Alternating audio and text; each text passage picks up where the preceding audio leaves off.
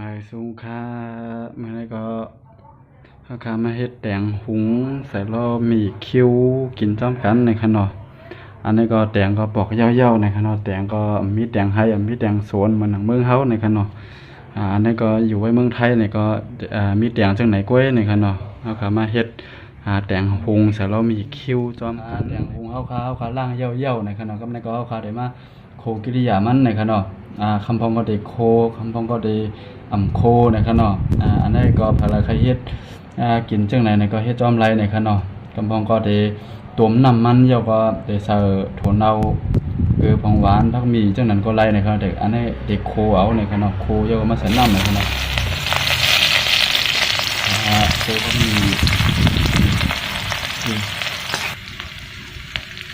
แล้วก็ใส่มีนอีกนึงในขนอ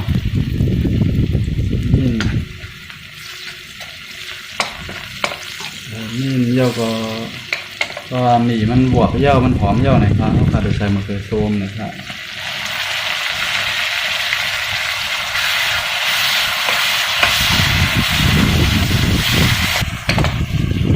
แล้วก็เขาขาดโดยใส่ของหวานนะครับใส่เกลือของหวานนะครับแล้วก็โดยใส่ถั่วเน่าฟองอีกนึงนะครับเนาะครับใส่มั่ง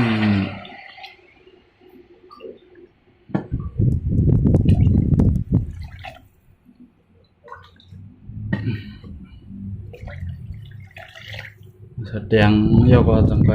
แสดงอุบไปจังไปใส่น้ำก็ไล่ในขณะเดียวในคาใส่น้ำอ่อนตังเยาก็น้ำมันโคตรน้ำมันเลือดเยาคาจังไปใส่แดงในขณะ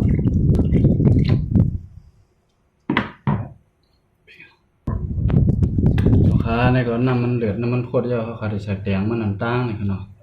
ใส่น้ำมันหนำเป็ดอีกนึงในขนมโอ้แล้ว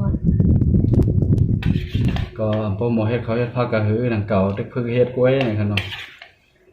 กูบอกได้ก่อนยามเฮ็ดกินก็เหลียวสีปอขนม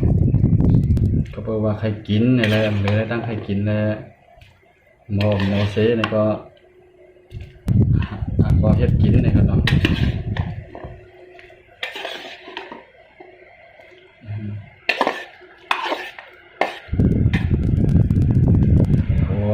เต็มหม้อเดี๋ยวพอเขาได้อุบไว้ต่อให้น้ำมันให้แตงมันบ่เปื้อบ่ป่วยบ่ลานในขณะเปื้อยาป่วยเหย้าในขณะกำแนวเขาได้ใส่มีคิ้วมันยาวในขณะเอาค่ะนะครับเขาได้ใส่มีคิ้วมันไว้กำอ่อนนึงก็เขาได้ปวงเหย้านะครับ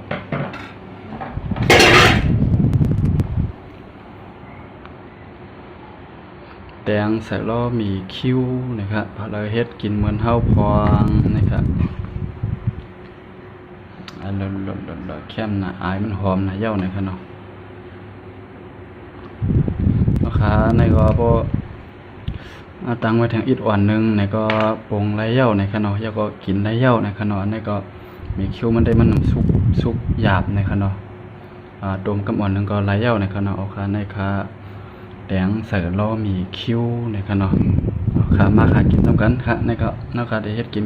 เขาก็ได้กินกวนเย้านะครับเนาะค่ะยินดียินชมดีมาด้วยดีมาติดตาม